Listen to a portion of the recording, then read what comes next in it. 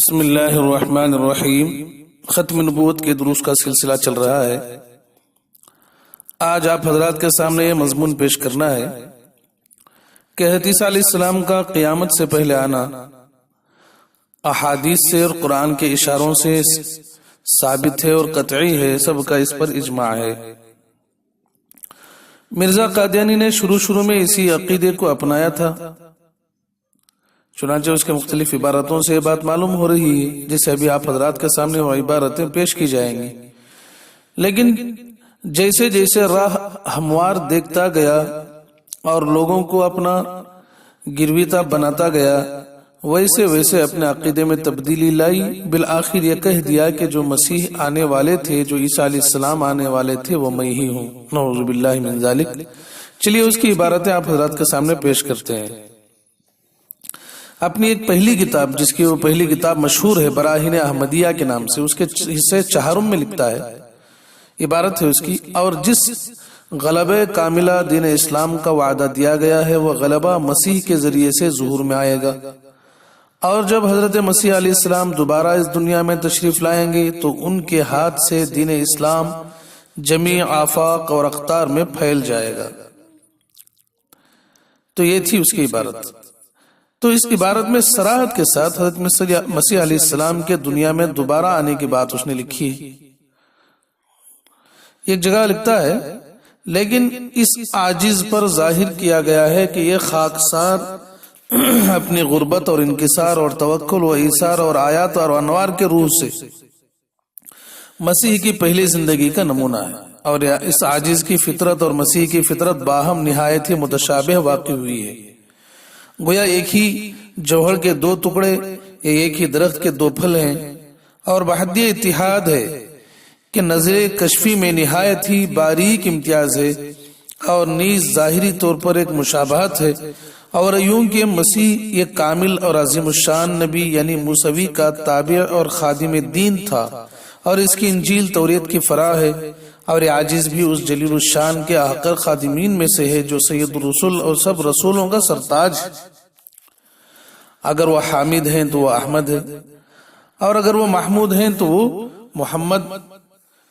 چونکہ اس عاجز میں حضرت مسیح سے مشابہت تامہ ہے، اس لیے خداوند کریم نے مسیح کی پیشین گوئی میں ابتدا سے اس عاجز کو بھی شریک کر رکھا ہے، یعنی حضرت مسیح پیشین گوئی متذکرہ بالا کا ظاہری اور جسمانی طور پر مصداق ہے، اور یہ عاجز روحانی اور معقولی طور پر اس کا محل اور مورد ہے، یعنی روحانی طور پر دین اسلام کا غلبہ جو حجج قاطعہ اور براہین ساطعہ پر موقوف ہے، اس عاجز کے ذریعے سے مقدر ہے، گو اس کی زندگی میں بعد وفات ہو۔ براہین احمدیہ جلد نمبر 4 در روحانی خزائن، جلد نمبر 1 صفحہ نمبر 593-594 کا حاشیہ ہے۔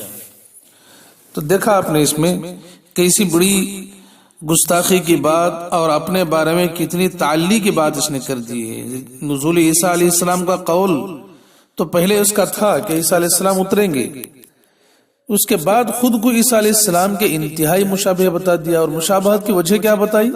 مشابہت کی وجہ بتائی کہ امت محمدیہ سے ہے۔ اگر ایسی بات ہے تو امت محمدیہ کے جتنے افراد ہیں وہ سب کو بھی مشابہت ہے حضرت عیسیٰ علیہ السلام سے، تو اس میں قادیانی کی کیا خصوصیت رہی؟ اسی کتاب میں لکھتا ہے ایک جگہ: وہ زمانہ بھی آنے والا ہے کہ جب خدا تعالی مجرمین کے لیے شدت اور عنف اور قہر اور سختی کو استعمال میں لائے گا، اور حضرت مسیح علیہ السلام نہایت جلالیت کے ساتھ دنیا میں اتریں گے اور تمام راہوں اور سڑکوں کو خس و خاشاک سے صاف کر دیں گے، اور کج و ناراست کا نام و نشان نہ رہے گا۔ براہین احمدیہ جلد نمبر 4 در روحانی خزائن، جلد نمبر 1 صفحہ نمبر 601-602 کا حاشیہ ہے۔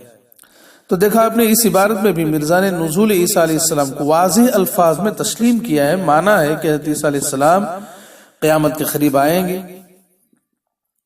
ایک اور جگہ لکھتا ہے: اور در حقیقت یہ ایسا زمانہ آ گیا ہے کہ شیطان اپنے تمام ذریات کے ساتھ ناخنوں تک زور لگا رہا ہے کہ اسلام کو نابود کر دیا جائے، اور چونکہ بلا شبہ سچائی کا جھوٹ کے ساتھ یہ آخری جنگ ہے، اس لیے یہ زمانہ بھی اس بات کا حق رکھتا ہے کہ اس کی اصلاح کے لیے کوئی خدا کا مامور آوے، پس وہ مسیح موعود ہے جو موجود ہے. چشمہ معرفت در روحانی خزائن جلد نمبر 23 صفحہ نمبر 95. تو دیکھا آپ نے اس نے پہلے تو اقرار کیا کہ عیسیٰ علیہ السلام آئیں گے، پھر دھیرے دھیرے آہستہ سے وہ بتا ہی دیا کہ وہ جو آنے والے حضرت عیسیٰ علیہ السلام تھے وہ میں ہی ہوں جو موجود ہیں.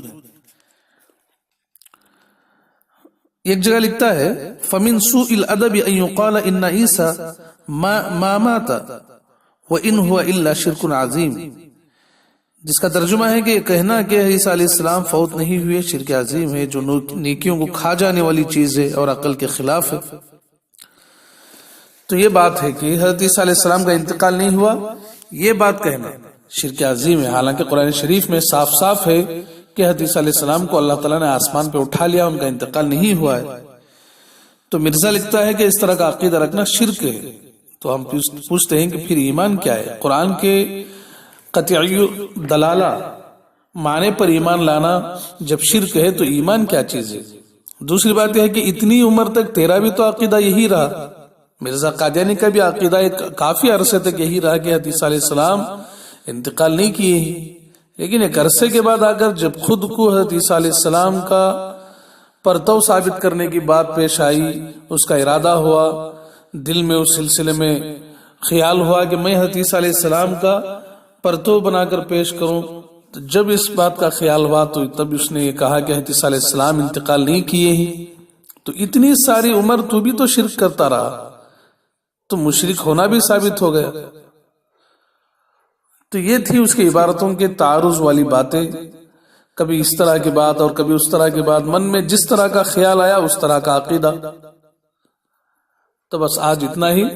اللہ تعالیٰ سے دعا کریں کہ اللہ تعالیٰ ہم سب کو جھوٹے لوگوں سے بچائے، خاتمہ بالخیر نصیب فرمائے، ختم نبوت کی خدمت کرنے کی توفیق نصیب فرمائے. وآخر دعوانا ان الحمد للہ رب العالمین.